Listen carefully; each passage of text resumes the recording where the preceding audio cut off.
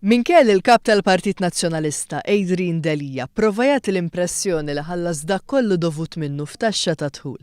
F'intervista ma' The Malta Independent huwa kien kostret jammetti li baqa' ma ħallax it-taxxa minkejja li prova jġiha lin-nies jemmnu mod ieħor.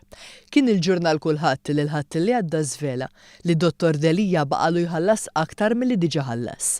Meta mistoqsi minn The Malta Independent, il-kap nazzjonalista ma setax jgħid mod ieħor u ħareġ jitkellem fuq disputa u mhux fuq kollox. The dispute was resolved in full, and that's what I was referring when I said game over. Madankollu fl-istess nifs qal li huwa lest li jirrisolvi f'ħinhom u f'waqthom kwalunkwe arretrati ta' taxxa pendenti illi għandu mal-istess dipartiment. If there is a more recent tax year which still needs to be settled, it will be settled also in due time. B'reazzjoni għal dan, il-Partit Laburista qal fi stqarrija li n-nies jafu x'qal meta ddikjara game over.